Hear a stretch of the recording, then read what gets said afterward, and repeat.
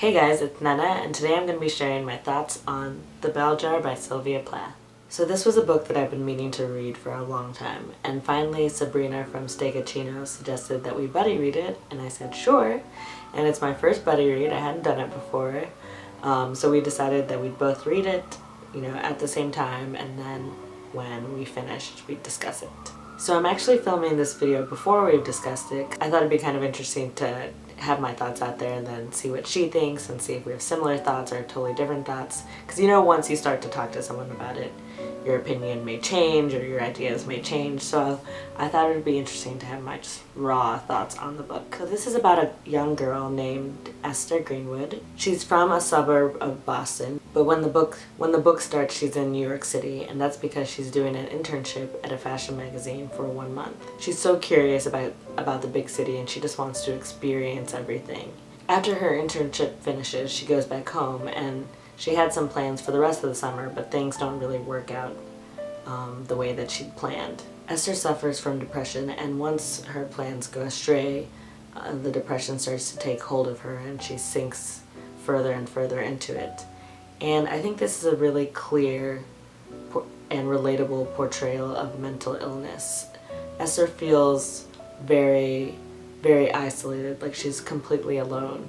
And the bell jar is a reference to her life. She feels like she's trapped in a bell jar and she can see everything that's going on outside, but it's not affecting her. And she feels basically stuck. So she's going about her daily life, but she feels terrible, and she says something about waiting for everyone around her to realize that something is terribly wrong, but no one sees it.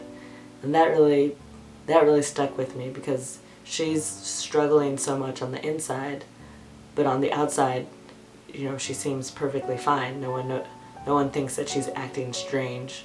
No one thinks that she's any different. They can't see what's happening to her, and they just don't understand. I don't know too much about Plath yet. I definitely want to look up some more information about her, but I think the reason that she's able to write about it so clearly is because she was going through it herself. There are several passages that I really enjoyed, but there was one I wanted to read.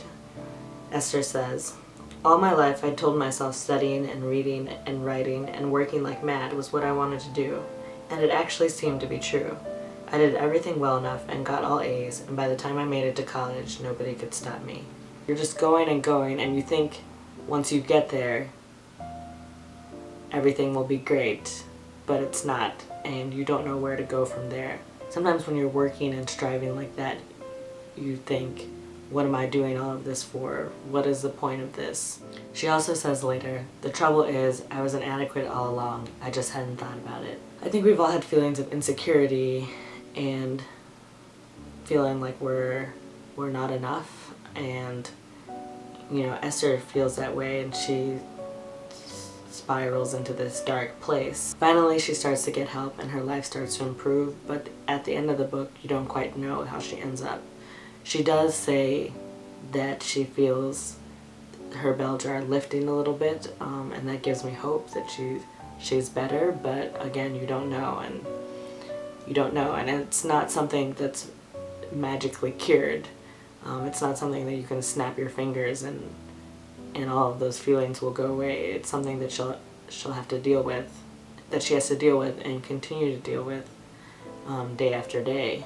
So I don't know if it's quite come across yet, but I did enjoy this book. I think people who really enjoy getting into a character's mind will like this book, and maybe also people who want to know more about mental illness. It might help you understand a little bit more what it's like. I really enjoyed the writing style as well. Now I definitely want to know more about Sylvia Plath, and I would read other books that she wrote.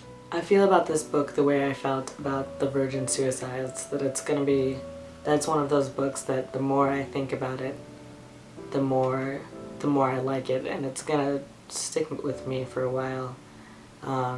I finished it earlier this week, but I still kept having thoughts about Esther pop into my head. I'm really glad I finally read this book, and if anyone else has read it, I'd love to hear what you thought in the comments below.